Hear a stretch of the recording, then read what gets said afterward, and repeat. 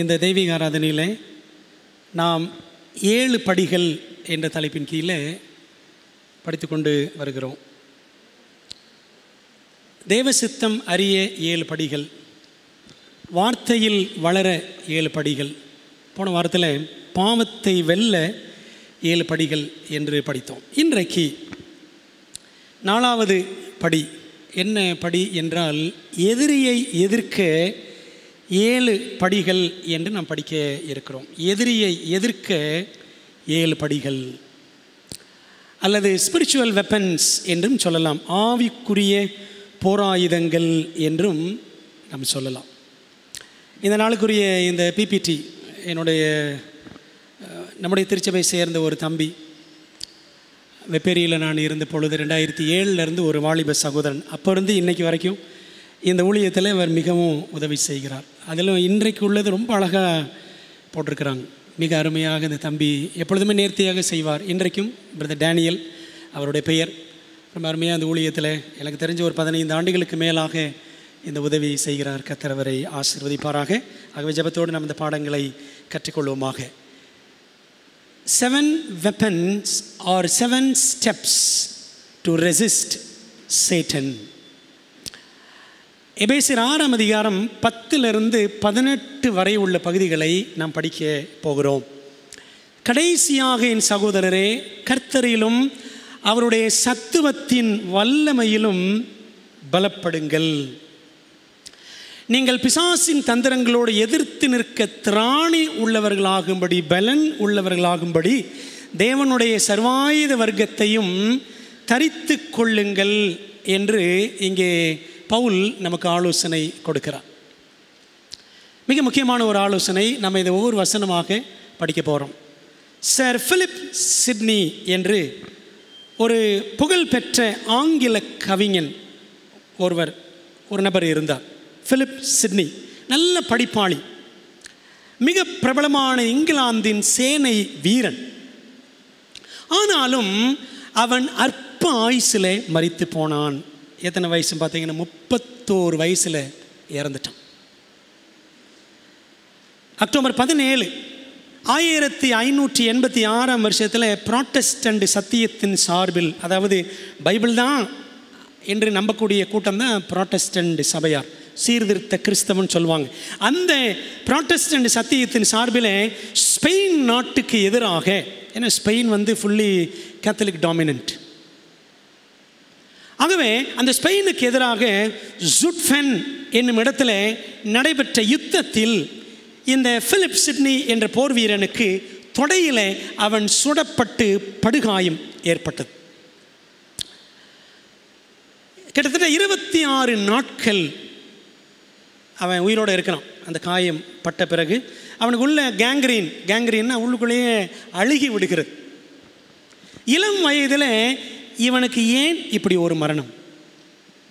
அதற்கான காரணம் என்னவென்றால், அவனுடைய ஃப்ரெண்டு ஒருத்தன், இவனுடைய ஃப்ரெண்டு யாருன்னா William Pelham, sir William Pelham.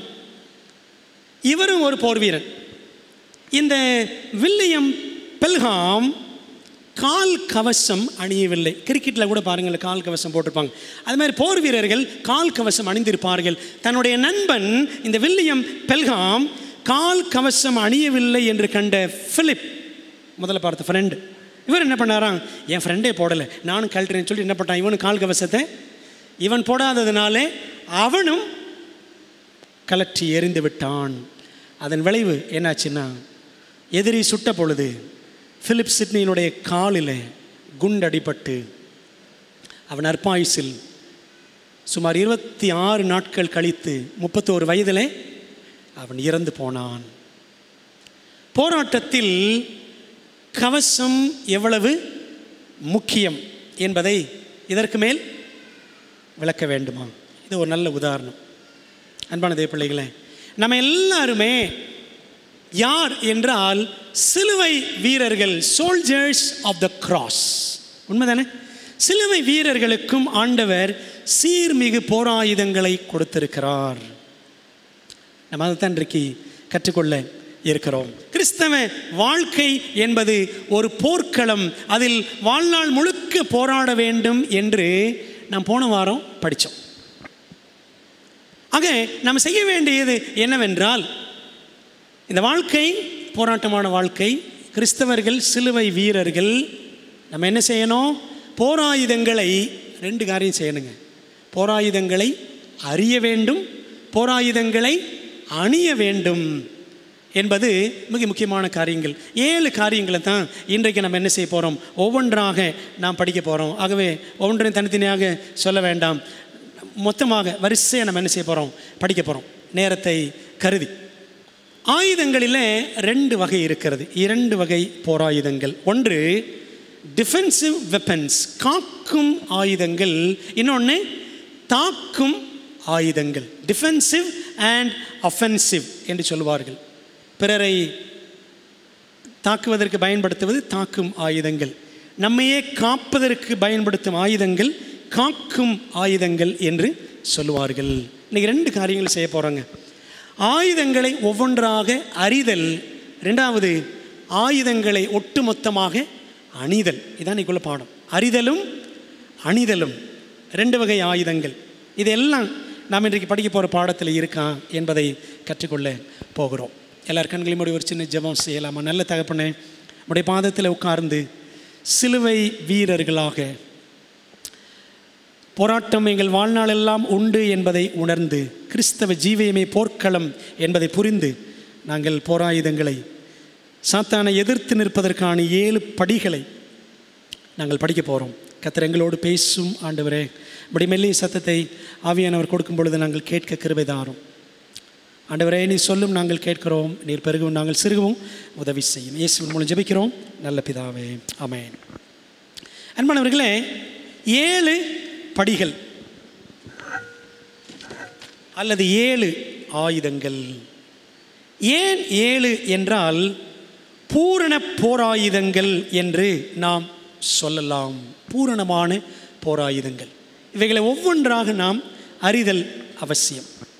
முதலாவது சத்தியம் என்னும் கச்சை, belt of truth. Belt of truth. Bible நமக்கு சொல்லுகிறது, சாத்தான் ஒரு பொய்யன், அப்படி தானே? அவன் பொய்யன். நம்ம அதை யோவான் 8:44 வாசிக்கிறோம். அவன் பொய்யனும் பொய்க்கு பிதாவுமாய் இருக்கிறான். அவன் பொய் பேசும்போது எப்படி பேசுவானா?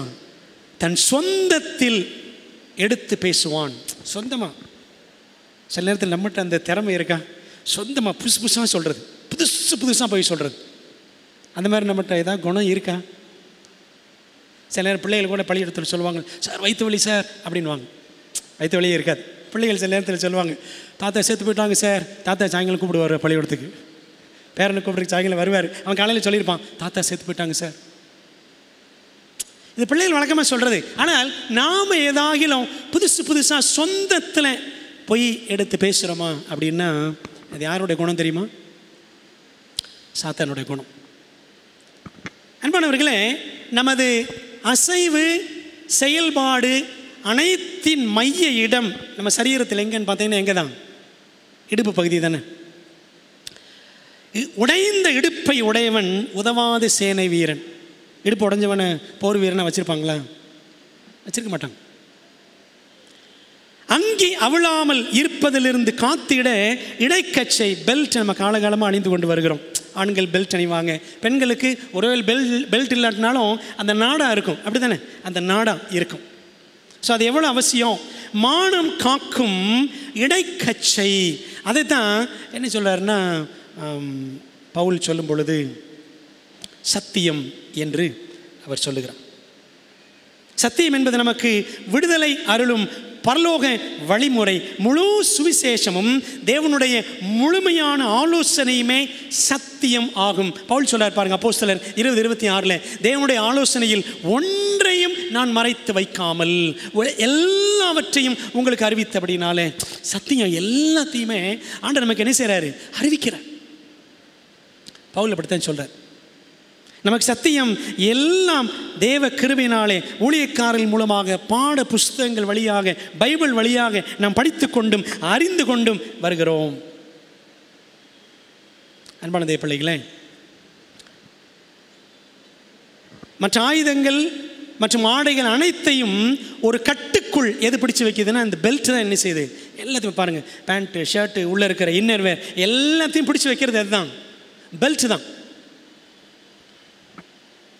அந்த இடைக்கச்சையை போல நம்ம என்ன செய்யணும், சத்தியத்தை பற்றி கொண்டு சுத்த மனசாட்சியுடன் வாழ வேண்டும். அப்படி வாழ்பவன் சத்துருவை எதிர்க்கும் திராணி உள்ளவன். சத்தியம் இல்லாதவன் தடவை தெரிவான். சத்திய கச்சை கட்டினவன் என்ன செய்வான், தடையின்றி முன்னேறுவான்.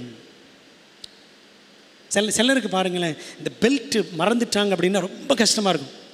இருக்கா அப்படி ஒரு சிலருக்கு? எனக்கு ரொம்ப பெஸ்ட் பெல்ட் இல்லாட்டி எனக்கு கை உடைஞ்ச மாதிரி இருக்கும்.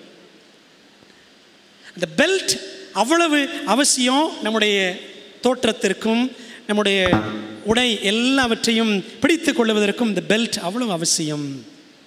அன்பான தேவ பிள்ளைகளே, பைபிளில் நம்ம வாசிக்கிறோம், இந்த பெல்ட் சத்தியத்தை குறிக்கிறது.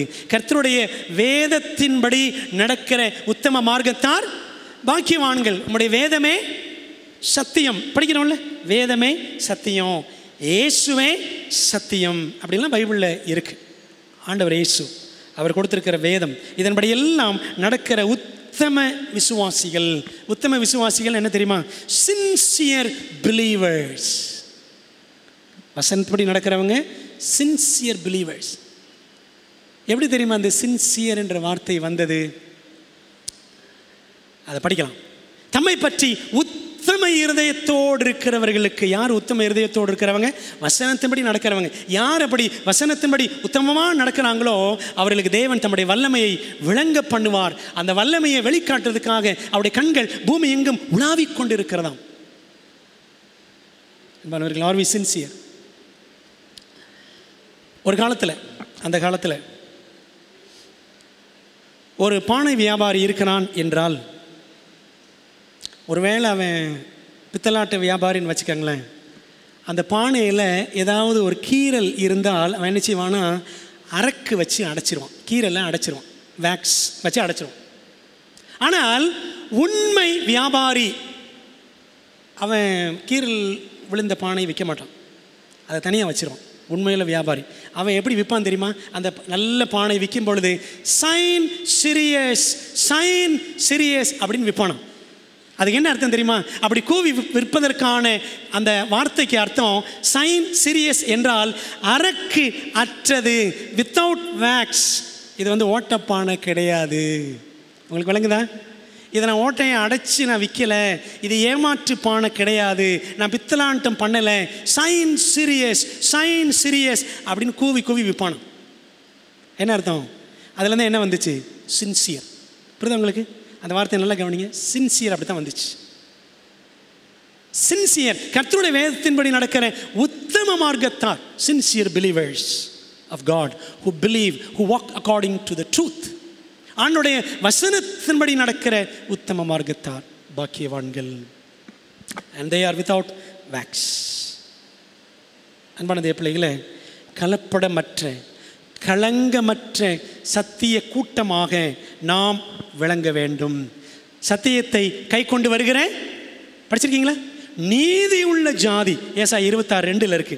கர்த்தரை சத்தியத்தை கை கொண்டு வருகிற நீதி உள்ள ஜாதி உள்ளே பிரவேசிக்கும்படி வாசல்களை திறவுங்கள்னு வாசிக்கிறோம். அன்பான தேவ பிள்ளைகளே, சத்தியம் பெல்ட். சத்தியம் என்னும் இடைக்கச்சை பெல்ட் இருக்கா? சத்தியத்தின்படி நடக்கிறோமா? ஆண்டவர் எனக்கு கொடுக்கிற எல்லா ஆலோசனைகளின்படியும் அப்படியே கீழ்ப்படிந்து நடக்க வேண்டும் என்ற இருதயம் நமக்கு இருக்கிறதா? இரண்டாவது, நீதி என்னும் மார்க்கவசம், பிரஸ்ட் பிளேட் ஆஃப் ரைச்சஸ்னஸ் என்று பார்க்கிறோம். கழுத்து முதல் இடுப்பு வரை முன்னும் பின்னும் மூடியுள்ள ஆயுதம், அதுக்கு பேர் தான் மார்க்கவசம். இது எதை குறிக்கிறது என்றால் கிறிஸ்துவின் நீதியினால் மூடப்பட்ட வாழ்க்கையை குறிக்கிறது. அவர் நீதியால், அதாவது அவருடைய குணம், அவருடைய குணத்தினால் மூடப்பட்டவனை யார் வெல்ல முடியும்? யாரும் வெல்ல முடியுமா? முடியாது. அவருடைய நீதி, அவருடைய குணத்தால் நாம் மூடப்பட்டிருக்க வேண்டும். 2 கொரிந்தியர் 5:21 படித்தோம் என்றால் பாருங்க, நாம் அவருக்குள் தேவனுடைய நீதியாகும்படிக்கு பாவம் அறியாத அவரை நமக்காக பாவம் ஆக்கினார். நாம் தேவனுடைய நீதி ஆகணும். அதாவது தேவனுடைய குணம் நம்மில் பிரதிபலிக்கப்பட வேண்டும் என்பதற்காக பாவமற்ற இயேசு கிறிஸ்து பாவியைப் போல அவர் சிலுவையில் வந்து நமக்காக ஜீவன் தந்தார். அதான் அந்த வசனத்துக்கு அர்த்தம். எலன் ஒயிட் சொல்கிறாங்க பாருங்களேன், கவசத்தின் ஒவ்வொரு பகுதியையும், அந்த போர்க்கவசம் படிக்கணும்ல எபேசியர் 6ஆம் அதிகாரத்தில், ஒவ்வொரு பகுதியையும் நாம் அணிந்து கொள்வது மிக அவசியம். கர்த்தர் நம்மை தமது சேனையின் வீரர்கள் ஆக்கியிருப்பது கனத்துக்குரிய காரியம். ஒரு கனமான விஷயம் நம்ம சிலுவை வீரர்களாக இருப்பது. ஒவ்வொரு செயலிலும் நேர்மையை காத்து அவருக்காக தைரியமாய் போராடுவோம். எப்படி இராணுவம் இருக்கிறதோ அதே போல கிறிஸ்தவமும் ஒரு இராணுவங்க. பைபிள் அப்படி தானே படிக்கிறோம், சேனைகளின் கர்த்தர் தானே படிக்கிறோம். The Lord of hosts, சேனைகளின் கர்த்தர். அப்படியானால் பரலோகத்தில் தூதர் கூட்டம் ஒரு சேனை என்பது போல பூலோகத்தில் திருச்சபை என்னதான்? ஆண்டோடைய சேனை. நீங்கள் படித்து பாருங்கள், ஆசாரிப்பு கூடாரத்தை பற்றி படிக்கும் பொழுது ஆசாரியர்கள், லேவியர்கள் எல்லாரையும் சேனை அப்படி தான் பைபிளில் போட்டிருக்கும். நம்ம எல்லாரும் சேனை வீரர்கள். தைரியமாய் நேர்மை காத்து போராட வேண்டும். அனைத்திலும் ஆன்மீக உறுதி, நடுநிலை, பிறழாமை, ரெக்டிடியூட் என்பது ஆத்தும போராட்டத்தில் அத்தியாவசியமானது. உங்கள் சொந்த இயல்புகளை வெற்றி கொள்ள நீங்கள் பிரயாசப்படுகையில் எதை ஜெயிக்கணுமா? சொந்த இயல்புகள். அந்த இயல்புகளை நாம் ஜெயிக்க பிரயாசப்படுகையில் எதிரியானவன் சத்தியத்தை குறித்து தீது சொல்ல நீங்கள் தருணம் தராதிருக்கும்படிக்கு ஒவ்வொரு செயலிலும் மிகுந்த எச்சரிப்புடன் கூடிய விழிப்பை தமது பரிசுத்த ஆவியானவர் மூலமாக தந்து அவர் உங்களுக்கு உதவுவார். அதாவது சாத்தான் நம்மை குற்றம் சொல்லிடக்கூடாது. பார்த்தீங்களா, இப்படிலாம் பண்ணுறாங்க, அப்படிலாம் பண்ணுறாங்க, அப்படி ஏற்படாத அளவுக்கு ஆண்டு நினைச்சு வாரான். நம்முடைய ஆவியானவர் மூலமாக நமக்கு உதவி செய்வார். நம் அனைவரும் அணிவதற்குரிய ஸ்லாக்கியமான தெய்வீக பாதுகாப்புக்குரிய நீதியை உங்கள் மார்க்கவசமாக அணிந்து கொள்ளுங்கள். இது உங்கள் ஆவிக்குரிய வாழ்வை பாதுகாக்கும். அதாவது என்ன சிம்பிளாக சொன்னால், என்னால் எல்லாம் நான் தான் அப்படின்னு இல்லாமல் எல்லாம் கிறிஸ்துவால், எல்லாம் இயேசு கிறிஸ்து தான், அவர் தாங்க என்று சொல்லி அவரை உயர்த்துகிற, அவரை நோக்கி பார்க்கிற, அவரை முக்கியப்படுத்துகிற ஒரு குணம். எப்படி கிறிஸ்து பிதாவையே முக்கியப்படுத்தினார், புரியுதா? அதே போல நாமும் எப்பொழுது யாரை? கிறிஸ்துவை சார்ந்து அவரை மையப்படுத்த வேண்டும்.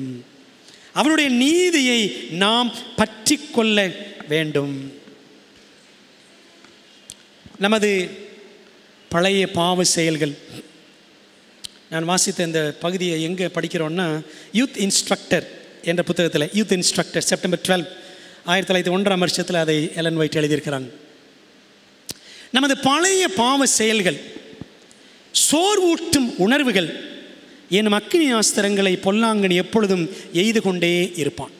சரிங்களா? பழைய பாவ எண்ணங்கள் ஒருவேளை விட்டுருப்போம், ஜெயிச்சிருப்போம், வேண்டாம் என்று விலகி இருப்போம். ஆனால் சாத்தா என்ன செய்வான்? அந்த அக்னி ஆஸ்திரங்களை திரும்ப திரும்ப அவன் எய்வான். எப்பொழுது நம் நெஞ்சுக்கு நஞ்சை அவன் கொண்டு வர நினைக்கும் போது தேவன் தரும் நெஞ்சுக்கு நீதியை நினைத்து கொள்ளுங்கள். சாத்தா என்ன கொண்டு வரும்? நெஞ்சுக்கு நஞ்சு கொண்டு வருவான். ஆண்டவர் என்ன கொண்டு வருவார்? நெஞ்சுக்கு நீதியை, தம்முடைய நீதியை அவர் நமக்கு கொண்டு வருவார், கொடுப்பார். நம்ம புரிஞ்சுக்க வேண்டியது, நம்முடைய நீதி ஒன்றுமே இல்லை. அப்படி தான் படிக்கணும். அழுக்கான கந்தை, ஏசாயா 64:6 வாசிக்கிறோம். அழுக்கான கந்தை, அவருடைய நீதியின் சால்வையை, அதுவே நமது போராயுதம். ஏசாயா 61:10 வாசிக்கிறோம். robe of righteousness, Christ's robe of righteousness, கிறிஸ்துவின் நீதியின் சால்வை நம்முடைய ஆயுதம். நம்மை நோகடிக்க சாத்தான் கொண்டு வரும் உறுத்தும் உள் மன உணர்வுகளுக்கு எதிரான கூர் ஆயுதம். அதாவது சாத்தான் ஒருவேளை நம்முடைய பழைய பாவ செயல்கள் இதெல்லாம் கொண்டு வரும் பொழுது நம்ம விசுவாசிக்க வேண்டியது என்ன? ஆண்டோடைய நீதி, அவருடைய நீதி எனக்கு உடுத்தி இருக்கிறார், அவருடைய நீதியின் சால்வையை நான் ஏற்றிருக்கிறேன், நான் நீதிமான், இயேசுவினால் நான் நீதிமான், அவருடைய இரத்தத்தினால் நான் நீதிமான் என்று நம்ம என்ன செய்யணும்? அறிக்கையிட வேண்டும். இது 2வது ஆயுதம், 2வது படி. மூன்றாவது படி எதிரியை எதிர்ப்பதற்கு. ஏன்னா பைபிள் அப்படி தான் சொல்லுது பாருங்களேன்.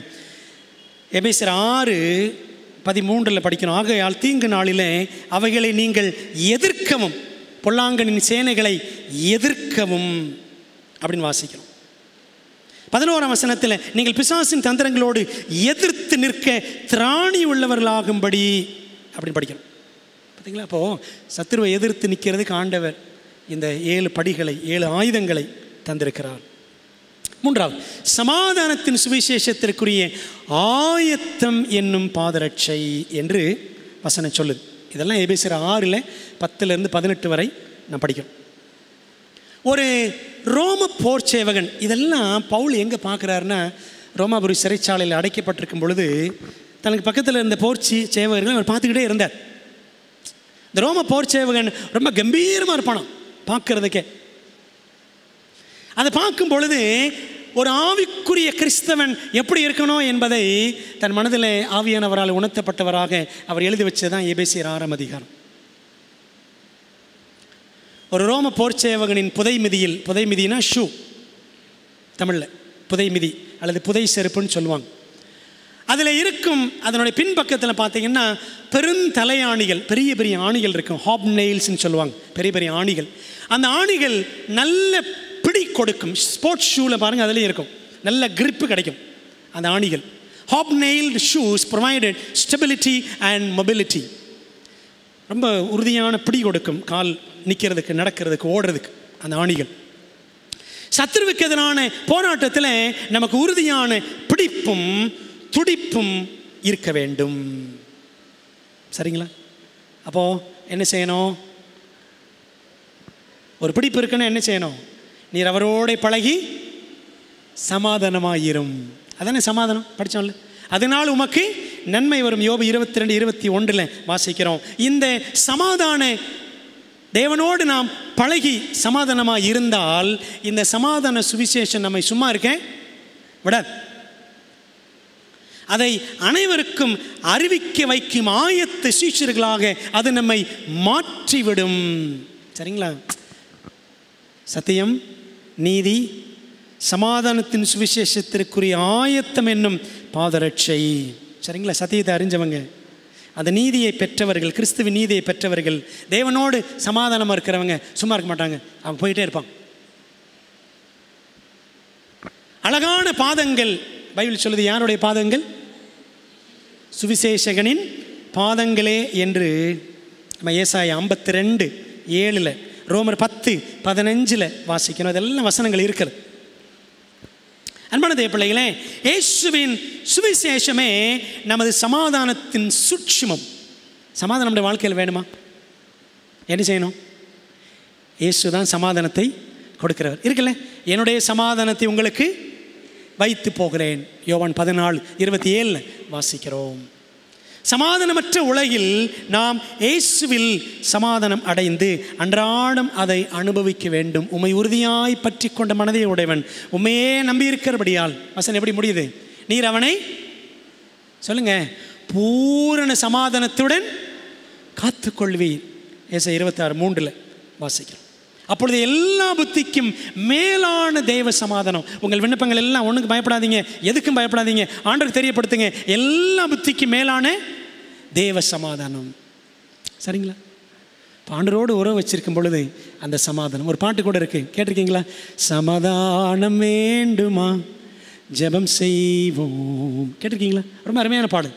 ஆண்டவர் அந்த சமாதானத்தை தம்முடைய பிள்ளைகளுக்கு கொடுக்கிறவராக இருக்கிறார். நம்மிடம் காணும் தேவ சமாதானம் பிறரை ஆச்சரியத்திற்கு ஆளாக்கி அவர்களையும் இயேசுவிடம் ஈர்த்துவிடும் அல்லது இழுத்து வரும். இப்போ யோசித்து பாருங்க, நம்மிடத்தில் அந்த சமாதானத்தின் சுவிசேஷத்திற்குரிய ஆயத்தம் என்னும் பாதரட்சை. இது ஒரு அணிகலன், படி, போர் ஆயுதம். யுத்தத்தில் ஒரு போர் வீரனுக்கு அந்த ஷூஸ், அந்த புதை மிதிகள், புதை செருப்புகள் மிகவும் அவசியம். ஸ்போர்ட்ஸில் அந்த ஷூ ரொம்ப அவசியம். ஆயத்தம் என்னும் பாதரட்சை, சமாதானத்தின் சுவிசேஷத்திற்குரிய ஆயத்தம் என்னும் பாதரட்சை. ஆண்டோடைய சமாதானத்தை அனுபவிச்சவங்க என்ன செய்ய மாட்டாங்க, சும்மா இருக்க மாட்டாங்க. இந்த சமாதானம் மற்றவர்களுக்கெல்லாம் போகணும்னு நினச்சி வாங்கலாம், எப்பவும் அவங்க ஷூ போட்டுக்கிட்டே இருப்பாங்க. They will be always ready to proclaim the peace of God that surpasseth all understanding. எல்லா புத்திக்கு மேலான அந்த தேவ சமாதானத்தை அறிவிக்க அவர்கள் ஆயத்தமாக இருப்பார்கள். அன்பானவர்களே, நம்ம அந்த சமாதானத்தை அனுபவிக்கிறோமா? நம்ம குடும்பத்தில் அந்த சமாதானம் இருக்கா? நம்ம இருதயத்தில் அந்த சமாதானம் இருக்கா? யோசித்து பார்ப்போம். அன்பானவர்களே, நம்ம இதுவரைக்கும் பார்த்த இந்த 3 ஆயுதங்களும் இடைக்கச்சை, சத்தியம் என்னும் கச்சை, நீதி என்னும் மார்க்கவசம், சமாதானத்தின் சுவிசேஷத்திற்கு ஆயத்தம் என்னும் பாதரட்சை அல்லது புதைமிதி, எப்பொழுதும் நம்மோடு ஒட்டி கொண்டிருக்க வேண்டிய அல்லது நாம் தவறாமல் தரித்திருக்க வேண்டிய ஆயுதங்கள். நீ பைபிளில் இந்த எபேசியர் 6ஆம் அதிகாரம் 10-18 வரை படித்து பாருங்களேன். தரித்து கொள்ளுங்கள் இருக்கும், அப்புறம் எடுத்து கொள்ளுங்கள் இருக்கும். 2 விதமான ஆயுதங்கள். சரிங்களா? தரித்து கொள்ளுங்கள், எடுத்து கொள்ளுங்கள். இந்த 3 என்னது? தரித்து கொள்ளணும். இடைக்கச்சை தரித்து கொள்ளணும், மார்க்கவசம் தரித்து கொள்ளணும். எப்போ இருக்கணும்? புதைமிதி, அந்த செருப்பு பாதரட்சை தரித்து கொள்ளுங்கள். இந்த வசனத்தை பாருங்களேன். 11ஆம் வசனம், எபேசியர் 6:11. நீங்கள் பிசாசின் தந்திரங்களோடு எதிர்த்து நிற்க திராணி உள்ளவர்களாகும்படி தேவனுடைய சர்வாயுத வர்க்கத்தையும் தரித்து கொள்ளுங்கள். 13ஆம் வசனத்தில், ஆகையால் தீங்கு நாளிலே அவைகளை நீங்கள் எதிர்க்கவும் சகலத்தையும் செய்து முடித்தவர்களாய் நிற்கவும் திராணி உள்ளவர்களாகும்படிக்கு தேவனுடைய சர்வாயுத வர்க்கத்தையும் எடுத்துக் கொள்ளுங்கள். தரித்து கொள்ளுங்கள், எடுத்துக் கொள்ளுங்கள். படுத்து என்ன பார்க்க போகிறோன்னா, எடுத்துக்கொள்ள வேண்டிய ஆயுதங்களை பார்க்க போகிறோம். சரிங்களா? இப்போ ஆயுதங்களை அறிதல், ஆயுதங்களை பற்றி அறிந்து கொண்டிருக்கிறோம். நல்லா, விசுவாசம் என்னும் கேடகம், ஷீல்ட் ஆஃப் ஃபெய்த் அப்படின்னு ஆங்கிலத்தில் சொல்லலாம். ரோம போர்ச்சேவகனின் கேடகம், இங்கே பார்க்குறீங்களா, அதான் அந்த கேடகம், ஷீல்டு. மரத்தால் செய்யப்பட்டு கடினமான தோலால் மூடப்பட்டு இருக்கும். சரிங்களா? உள்ள உட்டு இருக்கும், வெளியில் ஸ்கின். சரிங்களா? மிருகத்தின் தோலால் மூடப்பட்டு இருக்கும். அதனுடைய சைஸ் எவ்வளோன்னு பார்த்தீங்கன்னா 4x2 சைஸ், 4x2 பெரிய சைஸ். அது பார்வைக்கு ஒரு ரெக்டாங்கிள் சைஸில் இருக்கும், நீள் சதுர வடிவத்தில் இருக்கும். பண்டைய கால யுத்தங்களிலே, அந்த படத்தை, அந்த பிக்சர் நீங்கள் பாருங்கள், அந்த யுத்தங்களிலே மிகவும் அபாயகரமான ஆயுதங்களில் ஒன்றாக விளங்கியது என்னன்னு பார்த்தீங்கன்னா அக்கினி ஆஸ்திரங்கள், ஃபயரி டாட்ஸ். நீங்கள் வசனத்தை பாருங்களேன். எபேசியர் 6ஆம் அதிகாரத்தில் பொல்லாங்கன் எய்யும் அக்கினி ஆஸ்திரங்கள், 16ஆம் வசனம், பொல்லாங்கன் எய்யும் அக்கினி ஆஸ்திரங்களை எல்லாம். அது என்ன அக்கினி ஆஸ்திரம்? அதாவது அம்பு. அந்த அம்பு எப்படி வருமா? அப்படி ஃபயரோடு வருமா. சரிங்களா? அம்பு எப்படி வரும்? அந்த ஹெட்டில், அந்த அம்பினுடைய தலையில் பார்த்தீங்கன்னா நெருப்பு இருக்கும், நெருப்போடு அந்த அம்பு வரும். அக்கினி ஆஸ்திரம், ஃபயரி டாட்ஸ். நிலக்கீல்னா தாருன்னு எடுத்துக்கங்களேன். தாரில் அந்த அம்பினுடைய தலைப்பகுதியை மூழ்கி நனைத்து பின்னர் அதில் நெருப்பு வைத்து கொளுத்தி அதை அந்த அம்பை விடுவாங்க வில்ல வச்சு. அதுதான் அக்கினி ஆஸ்திரம். அதான் அந்த காலத்தில் பயங்கரமான ஒரு கருவி, போர்க்கருவி. அந்த தாரோடு வரக்கூடிய அந்த நெருப்போடு சேர்ந்து அந்த அம்பு உள்ள குத்துனா என்ன ஆகும்? அந்த அக்கினி ஆஸ்திரங்கள். எனவே இப்படிப்பட்ட அக்கினி கணைகளை சமாளிப்பதற்கு பெரிய அளவிலான கேடகங்கள் பயன்பட்டன. 2 பெரிய பலகைகள். சரிங்களா? நீங்கள் இங்கே பார்க்குறீங்கள, இந்த படத்தில் பார்த்தீங்கன்னா 2 பலகைகள் இருக்குது, மேலே ஒரு பலகை, கீழே ஒரு பலகை. 2 பெரிய பலகைகள் ஒட்டி இணைக்கப்பட்டு கேடகங்கள் ஆயின. அவைகளை வரிசையாக பிடித்து கொண்டு சுவர் போல போர் வீரர்கள் முன் செல்வார்கள். அக்கினி கணைகள் எதிரிகள் விடும் பொழுது இந்த கேடகங்களுக்குள் புகுந்து, ஏன்னா என்ன இருக்குது, தோல் இருக்குது பார்த்தீங்களா, மாட்டுத்தோல், ஏதோ ஒரு மிருகத்தோல், அந்த தோலை உள்ள குத்தி அப்படி என்ன செஞ்சிடும், அவிஞ்சு போயிடும், ஆஃப் ஆயிடும். அதான் வசனம் சொல்லுது பாருங்க, 16, பொல்லாங்கு நெய்யும் அக்கினி ஆஸ்திரங்கள் எல்லாம் அவித்து போடத்தக்கதாய், அணைத்து போடத்தக்கதாய், எல்லாவற்றுக்கு மேலாக விசுவாசம் என்னும் கேடகத்தை பிடித்து கொண்டவர்களாயும் நில்லுங்கள் அப்படின்னு வாசிக்கும். பிரியமானவர்களே, சாத்தான் எய்யக்கூடிய அக்கினி ஆஸ்திரங்கள் நமக்கு எதிராக என்னென்ன அக்கினி அஸ்திரங்கள்? நம்ம அதை பார்ப்போம். விசுவாசம் என்னும் கேடகத்தை பிடித்துக் கொள்ளுங்கள். பைபிள் சொல்லுது, தேவனால் பிறப்பதெல்லாம் உலகத்தை ஜெயிக்கும். நம்முடைய விசுவாசமே உலகத்தை ஜெயிக்கிற ஜெயம். விசுவாசம் என்னும் கேடகத்தை எடுத்து கொண்டவர்களாயும் நில்லுங்கள். சாத்தான் தனது அக்கினி ஆஸ்திரங்களை நமது இருதயங்களில் எய்கிறான். என்னென்ன அக்கினி ஆஸ்திரங்கள்? பொய்கள், பேச வைக்க தூண்டுறது பொய்கள், தூஷணம், கெட்ட வார்த்தை, வெறுப்பு, இச்சை, எண்ணங்கள், சந்தேகம், வெறி, குடிவெறி, காமவெறி, பணவெறி, பதவி வெறி, எதனாலும் சரி, சரிங்களா? பல வெறிகள் இருக்கிறது. வெறிகள், சோதனைகள் என்று அவன் அனுப்பும் பற்பல அம்புகளை எப்படி ஜெயிக்கணுமா? விசுவாசத்தால் மட்டுமே வெல்ல முடியும்.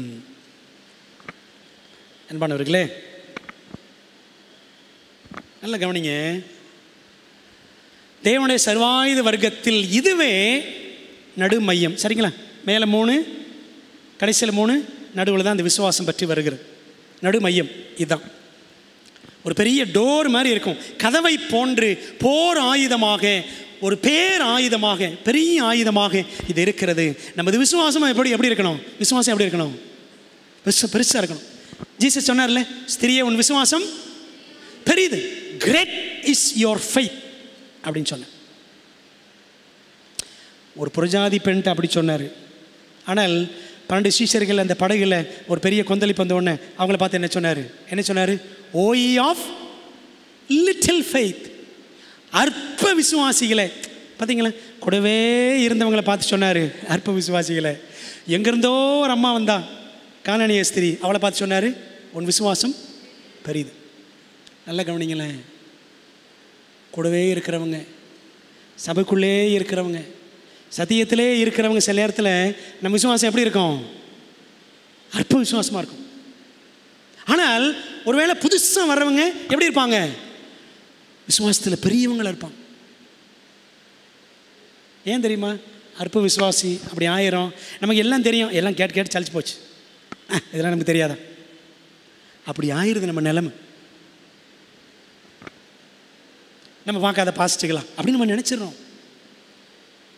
பிரியமான தேவ பிள்ளைகளே, நம்முடைய விசுவாசம் பெரிதாக வேண்டும். அதனால தான் லூக்கா 18:8 வாசிக்கிறோம், சீக்கிரத்தில் அவர்களுக்கு நியாயம் செய்வார் என்று உங்களுக்கு சொல்லுகிறேன், ஆகிலும் மனுஷகுமாரன் வரும்போது பூமியிலே விசுவாசத்தை காண்பாரோ அப்படின்னு வாசிக்கிறோம். பிரியமான தேவ பிள்ளைகளே, நம்முடைய விசுவாசம் நாளுக்கு நாள் அது விருத்தி ஆக வேண்டும். விசுவாசம் விருத்தி அடையணும். என்ன செய்யணும்? அப்போ ஆண்டவர்கிட்ட கேட்கணும், எங்கள் விசுவாசத்தை வர்த்திக்க பண்ணும். Lord increase our faith. லூக்கா 17:5 அப்போஸ்தலர் ஆண்டவர்கிட்ட ஜெபம் பண்ணாங்க, எங்கள் விசுவாசத்தை வர்த்திக்க பண்ணும். நாம் அப்படி ஆண்டவர்கிட்ட கேட்குறோமா? விசுவாசம் பெருகுவதற்காக நம்ம ஆண்டவரிடத்தில் வேண்டுகிறோமா என்பதை யோசிக்கணும். தேவ குணம், அதாவது பரிசுத்த 10 கட்டளைகள், தேவ வாக்கு தத்தங்கள், அதாவது பரிசுத்த வேதாகமம், தேவ வல்லமை, அதாவது பரிசுத்த ஆவியானவர் ஆகிய தெய்வீக கேடகங்களின் மீது பலத்த விசுவாசம் கொண்டு நாம் பெருகினால் நமக்கு என்ன உண்டு? பாதுகாப்பு உண்டு. Faith. What is faith? Faith is forsaking all I take him. forsaking all I take him. எல்லாம் நான் விட்டுட்டு அவரை பற்றி கொள்ளுகிறேன். அதான் விசுவாசம். Taking God at his word. 2 விளக்கம் இருக்குது ஃபெய்த்துக்கு. ஆண்டவர் என்ன வசனத்தில் சொல்லியிருக்கிறாரோ அதை அப்படியே ஏற்றுக்கொள்ளு, அதான் விசுவாசம். நமக்கு அது இருக்கிறதா? ஆண்டவர் சொல்லியிருக்கிற ஒரு காரியம் சத்தியம் என்று அறிந்துவிட்டால் அதை அப்படியே செய்வேன் என்ற வைராக்கியம், அதான் விசுவாசம். அந்த கேடகம் நமக்கு தேவை. பிரியமானவர்களே, ஹெல்மெட் எழுதுறாங்க பாருங்களேன், பரம தரிசனங்கள் பக்கம் 84-85. நிச்சயமான வாக்கு தத்தங்களை நாம் சந்தேகப்பட்டு நமது விசுவாச குறைவினால் மீட்பரை காயப்படுத்தினோம் என்பதையும் நான் கண்டேன். எப்படி ஆண்டரை காயப்படுத்துகிறோமா? வாக்கு தத்தங்களை, நிச்சயமான வாக்கு தத்தங்களை நாம் சந்தேகப்பட்டு விசுவாச குறைவினால் மீட்பரை காயப்படுத்தினோம். தொடர்ந்து சொல்றாங்க பாருங்க, தூதன் என்னை நோக்கி சர்வாயுத வர்க்கத்தை தரித்துக்கொள், அதற்கு மேலாக விசுவாசம் என்னும் கேடகத்தை பிடித்துக்கொள், அப்பொழுது உயிர் நிலைத்திருக்கும். உன் இதயத்தை பொல்லாங்களுடைய அக்னி ஆஸ்திரங்களிலிருந்து காத்து கொள்வாய். பார்த்தீங்களா? அப்போ சாத்தான் அக்னி ஆஸ்திரங்களை எங்கே தான் எறிகிறான்? இதயத்தில். விளங்குதுங்களா? அதான் பைபிளை வாசிக்கணும், அதுக்கு நேரம் கொடுக்கணும், ஆண்டோட வாக்கு தத்தங்களை பற்றி கொள்ளணும், மனசில் பதிக்கணும் அப்படின்னு சொல்கிறோம். அவன் மனசில் சாத்தான் நம்முடைய மனசில் அக்னி ஆஸ்திரங்களை எரியும் பொழுது எது வேலை செய்யும்? அந்த உள்ளே இருக்கிற வசனங்கள் வேலை செய்யும். நம்ம அதை படிக்க போகிறோம். பிரியமானவர்களே, முழுசும் நான் படிக்கலை, சுருக்கத்தை உங்களுக்கு நான் சொல்லிட்டேன். சாத்தான் நம்மை பயங்கரமான இலக்காக வைத்து அவன் சோதிப்பான். பலவீனமானவர்கள் இயேசுவை நோக்கி பார்த்து அவரில் நம்பிக்கை வைக்க வேண்டும். அப்பொழுதுதான் அவர்கள் விசுவாசத்தை செயல்படுத்துகிறார்கள். ஆண்டவரை நோக்கி பார்த்து, விசுவாசத்தை துவக்குகிறவரும் விசுவாசத்தை முடிக்கிறவரும் யாரு? இயேசு கிறிஸ்து தான். அவரை நோக்கி பார்க்கணும், அவர் மேல் நாம் நம்பிக்கை வைக்கணும். அப்பொழுதுதான் நாம் விசுவாசத்தை செயல்படுத்துகிறோம் அப்படின்னு வாசிக்கிறோம். கேடகத்தை விசுவாசம் எடுத்துக்கொள்ளுங்கள். விசுவாசம் இருக்கா? விசுவாசத்தில் வளருகிறோமா? சிந்திக்கணும். 5, ரட்சணியம் என்னும் தலைச்சீரா, ஹெல்மெட் ஆஃப் சால்வேஷன். ஒரு போர் வீரனுக்கும் சரி, ஒரு ராஜாவுக்கும் சரி, இதுதாங்க ரொம்ப அழகு. தலையில் இருக்கிற இந்த கிரீடம் அல்லது அந்த தலைக்கவசம் தான் ரொம்ப அழகு. அதுவும் இந்த ரோம போர் வீரர்களுடைய அந்த தலையில் பாருங்களேன், அந்த கிரீட தலையில் இருக்கிற போர் என்ன சொல்கிறது, தலைச்சீரா, ஹெல்மெட்டுக்கு மேலே பாருங்கள் என்ன இருக்குது? அழகான ஒரு குஞ்சம் இருக்கிறதா? இருக்குல்ல, ஒரு அழகான குஞ்சம். இந்த மாதிரி கலர் கலராக போட்டிருப்பாங்களாம் ரோம வீரர்கள்.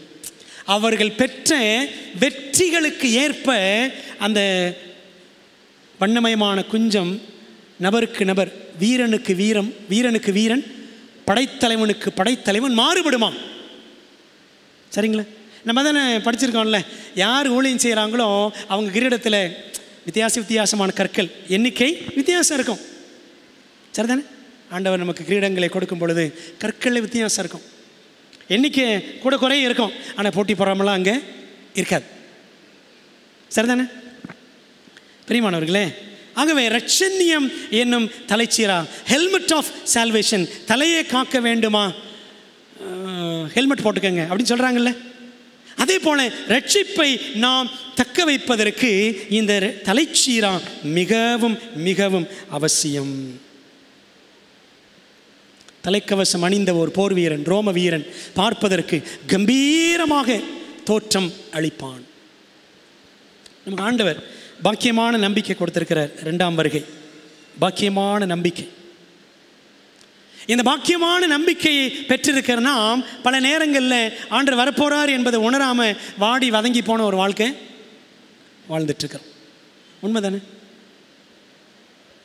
ஆண்டவர் இயேசுவின் மகிமையான அதிசீக்கிர வருகையின் நம்பிக்கை நம்மிடம் துடிப்புடன் வெளிப்படுவதை பார்த்து சத்துருவானவன் சோர்ந்து போகணும். ஆண்டோட வருகையில் இவ்வளோ நம்பிக்கையாக இருக்கிறாங்களேன்னு சொல்லி நம்ம நம்பிக்கையை பார்த்து அவன் சோர்ந்து போகணும். நம்ம என்ன பண்ணிடுறோம்? அவன் கொண்டு வர சோதனைகளை பார்த்து நம்ம சோர்ந்து போயிடுறோம். உண்மைதானே? ரோமாபுரி சிறைச்சாலையில் மரண தண்டனைக்கென்று பவுல் அடைக்கப்பட்டு கிடந்த வேளையில் அவர் எழுதின கடைசி நிருபந்தான் 2 தீமோத்தேயு. அதில் தன்னுடைய விசுவாசம் தன்னோட ரட்சிப்பை பற்றியெல்லாம் அவர் சொல்கிறார். பாருங்களேன் என்ன சொல்கிறாரு? நல்ல போராட்டத்தை போராடினேன், ஓட்டத்தை முடித்தேன், விசுவாசத்தை காத்து கொண்டேன். இது முதல் நீதியின் கிரீடம் எனக்காக வைக்கப்பட்டிருக்கிறது. நீதியுள்ள நியாயாதிபதியாகிய கர்த்தர் நாளிலே அதை எனக்கு தந்தருள்வார். வருகையின் மீது இருக்கிற நம்பிக்கையை வெளிப்படுத்துகிற கடைசியில் கூட, மரிக்கிறதுக்கு முன்னாடி கூட, எனக்கு மாத்திரமல்ல அவர் பிரசன்னமாகுதலை, அவர் வருகையை விரும்பும் யாவருக்கும் அதை தந்தருள்வார் என்று 2 தீமோத்தேயு 4:7-8 வாசிக்கிறோம்.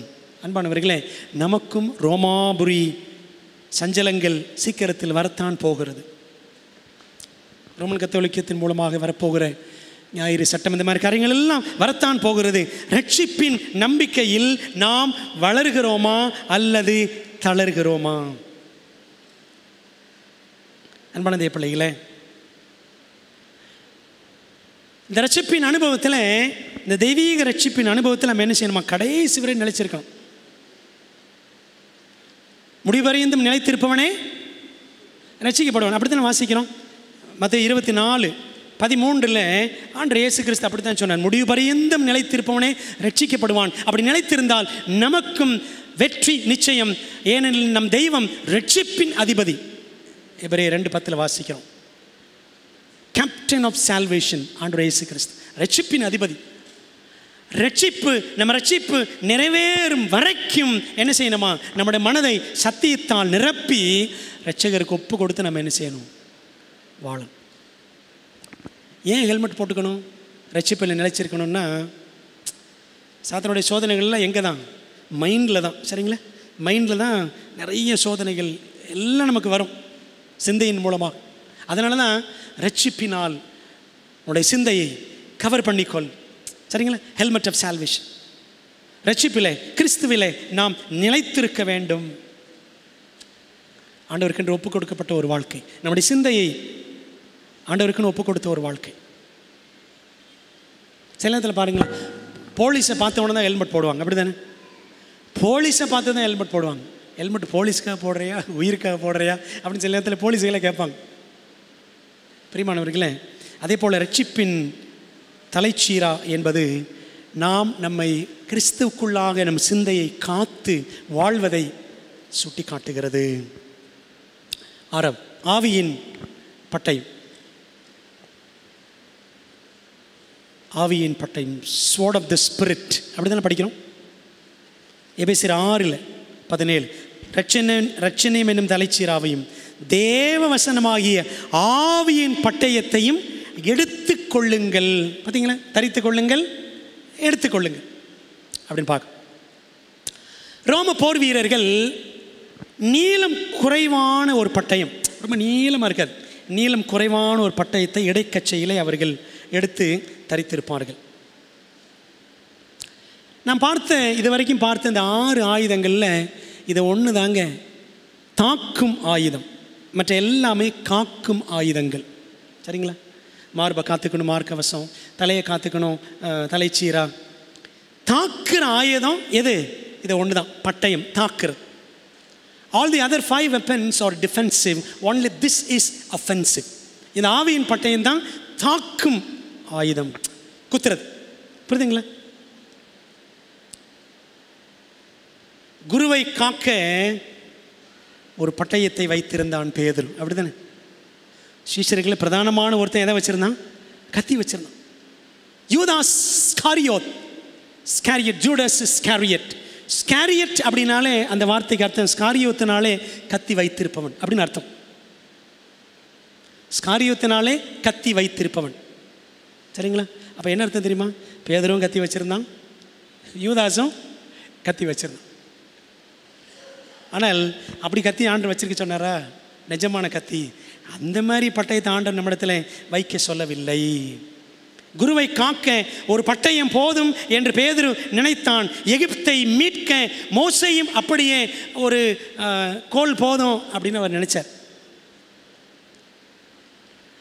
பிற்பாடு தான் இவங்கெல்லாம் புரிஞ்சுக்கிட்டாங்க, தேவ வார்த்தையே பட்டயம் என்று அவர்கள் போக போக புரிந்து கொண்டார்கள்.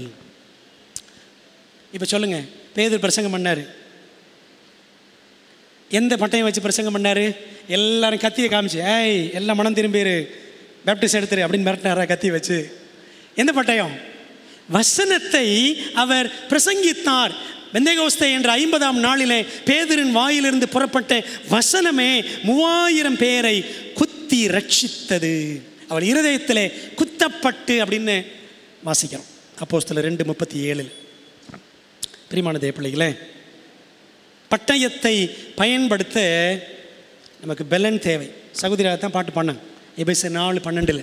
தேவனுடைய வார்த்தையானது ஜீவனும் வல்லமை உள்ளதாயும் இருபுறம் கற்குள்ள எந்த பட்டயத்திலும் கற்கானதாயும். இந்த வசனம் நமக்கு தெரியும். பிரியமானவர்களே, ஆண்டவர் இந்த ஆவியின் பட்டயத்தை நம்மிடத்தில் கொடுத்திருக்கிறார். சாதாரண கத்தி பட்டயத்தை பயன்படுத்துறதுக்கு மனித பலன் தேவை. ஆவியின் பட்டயம் தன்னில் தானே பலன் உடையது. சரிதானே? பட்டயம் கொல்லும், ஆவியின் பட்டயம் உயிரளிக்கும். பட்டயம் போக போக தேயும், ஆவியின் பட்டயமோ இன்னும் என்ன செய்யும்? மின்னும். வசனத்தை பகிர பகிர நமக்கு ஆசீர்வாதம். வனாந்தரத்தில் ஆண்டவர் இயேசுவும் என்ன செஞ்சார்? சோதனை வந்த பொழுது அந்த ஆவியின் பட்டயத்தை கொண்டு தான் சாத்தானை விரட்டினார்.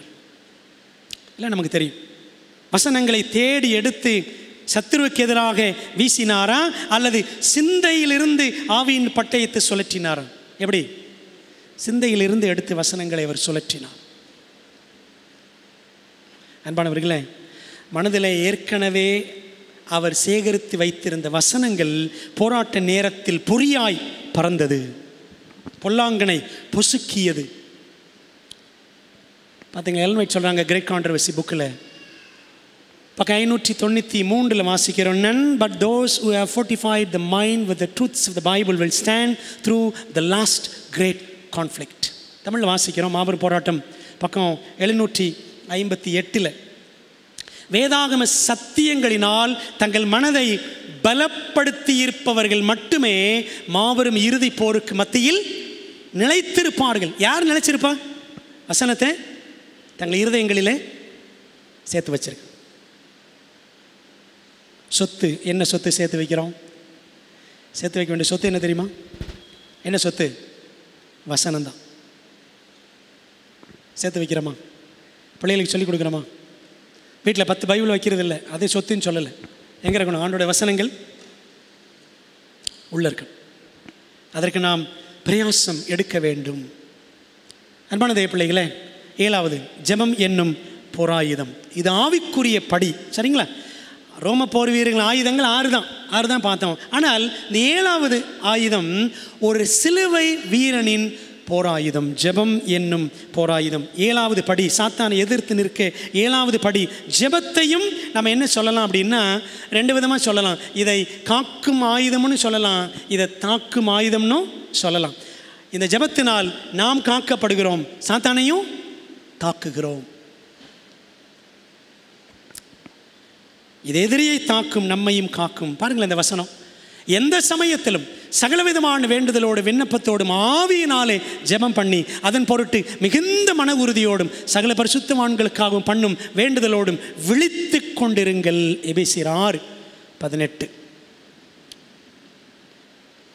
இந்த வசனத்தை படித்தோன்னா இதில் 6 விதமான ஜெபங்கள், ஜெபம் குறித்த 6 அம்சங்களை பார்க்கிறோம். வேகமாக சொல்லிடுறேன்.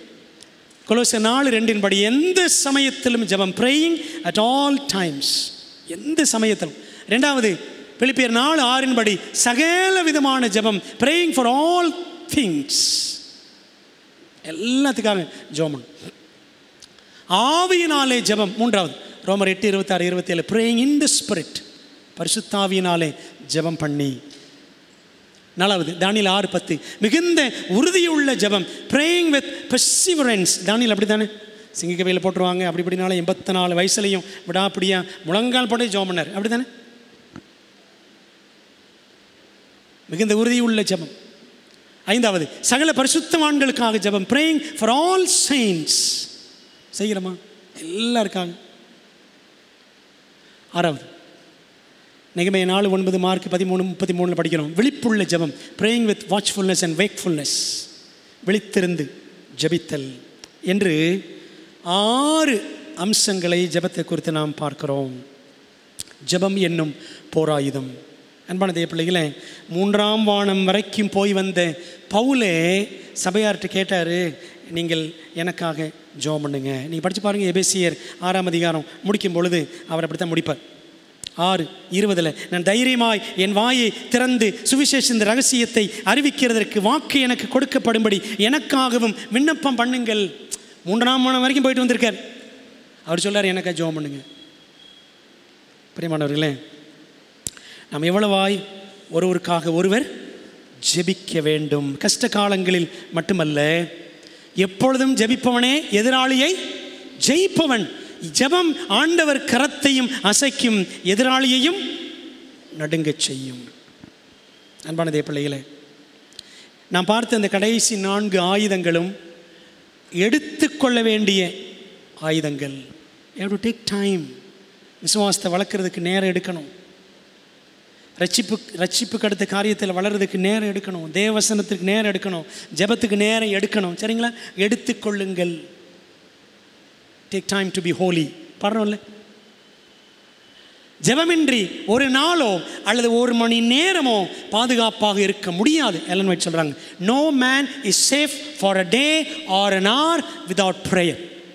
கிரேக் கான்ட்ரவர்சி 530 பக்கத்தில் வாசிக்கலாம். சரிங்களா? இப்போ இது வரைக்கும் என்ன பார்த்தோம்னா ஆயுதங்களை அறிதல் அப்படின்னு பார்த்தோங்க.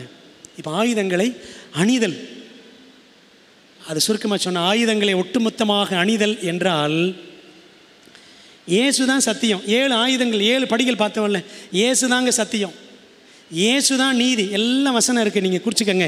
இயேசு தான் சமாதானக்காரனர், இயேசு தான் விசுவாசத்தை துவக்குகிறவர் முடிக்கிறவர், இயேசு தான் ரட்சகர். அப்படி தானே? அவர் தான் ரட்சிப்பு. இயேசு தான் வார்த்தை, ஆவியின் பட்டயம். இயேசு தான் பரிந்து பேசுகிறவர். ஜெபம் நமக்காக பண்ணுறாருல்ல, எல்லாமே இயேசு தாங்க. சுருக்கமாக சொன்னால் இந்த 7 படிகள் 7 ஆயுதங்கள் யாரை குறிக்குது? இயேசுவை குறிக்கிறது. தரித்து கொள்ளுங்கள்னா இயேசுவை தரித்து கொள்ளுங்கள். அப்படி தான் பைபிளில் ஒரு வசனமே இருக்குது. ரோமர் 13ஆம் அதிகாரத்தில் ஒரு வசனம் பாருங்களேன். ரோமர் 13 வசனம் 14 படிக்கிறோம். துரிச்சைகளுக்கு இடமாக உடலை பேணாமல் இருந்து கர்த்தராகிய இயேசு கிறிஸ்துவை தரித்து கொள்ளுங்கள். Put on Jesus Christ. இயேசு கிறிஸ்துவை தரித்து கொள்ளுங்கள். அன்பான தேவ பிள்ளைகளை, முடிக்க போகிறேன். அப்போது இயேசுவின் சிந்தையை தரித்து கொள்ளுதல், அதான் பரலோக சர்வாயுத வர்க்கம் அப்படின்னு பைபிள் நமக்கு சொல்லுகிறது. அன்பான தேவ பிள்ளைகளை, அப்போ என்ன செய்யணும்? இந்த சர்வாயுத வர்க்கத்தை எப்படி தரிச்சுக்கிறது, எப்போ தரித்து கொள்வது என்றால், நாம் தேவனுடைய சர்வாயுத வர்க்கத்தை தரித்து கொள்ள அனுகூலமான நேரம் அதிகாலை நேரமே ஆகும். அதிகாலை ஆண்டவரோடு நேரம் செலவழிக்கும். ஜெபம் மற்றும் வேத தியானத்தில் நாம் நிதானமாய் நேரம் செலவிட்டு தேவனுக்கு நம்மை முற்றிலும் அர்ப்பணிக்கும் போது நாம் இயேசுவை தரித்து கொள்ளுகிறவர்களாக, இயேசுவை வெளிப்படுத்துகிறவர்களாக மாறுவோம். சரிங்களா? தேவ ஜனம் பலவீனர்களாக இருப்பதற்கு இது காலம் அல்ல. எப்படி இருக்கணும்? பலவான்களாக இருக்கணும். நம் கவனமின்றி ஒரு கணம் கூட, ஒரு மொமெண்ட் கூட கவனமின்றி இருந்துவிட கூடாது என்று 8 Testimonies பேஜ் 42 வாசிக்கிறோம். இன்னொரு வாசகம் பாருங்களேன். ஆயுதம் தரிப்பிக்கப்பட்டவர்கள் மிகுந்த வல்லமையோடு சத்தியத்தை போதிப்பதை நான் கண்டேன், அதற்கு பலன் இருந்தது. யார் சத்தியத்தை வல்லமையை போதிப்பாங்களா? ஆயுதம் தரிப்பிக்கப்பட்டவர்கள். பரம் தரிசனங்கள் 290 வாசிக்கிறோம். அன்பான தேவ பிள்ளைகளை, ஆயுதம் தரித்திடுவோம், ஊழியம் முடித்திடுவோம், நித்தியம் சேர்ந்திடுவோம், நித்தியரோடு வாழ்ந்திடுவோம். ஜெபம் பண்ணலாமா? நல்ல தகப்பனே, எதிரியை எதிர்க்க 7 படிகள், ஆவிக்குரிய போராயுதங்கள் என்னென்னு நாங்கள் பார்த்தோம். ஆண்டவரே, நாங்கள் நிராயுத பாணிகளாக இருந்து விடாமல் இந்த ஆவிக்குரிய போராயுதங்களை தரித்து கொண்ட சீர்மிகு சிலுவை வீரர்களாக, இந்த உலகத்தில் கிறிஸ்துவை தரித்து கொண்டவர்களாக, கிறிஸ்துவை அறிவிக்கிறவர்களாக எங்களை மாற்றும். நமக்கு சாட்சிகளாக எங்களை நிறுத்தும். இயேசுவின் மூலம் ஜெபிக்கிறோம் நல்ல பிதாவே, ஆமென்.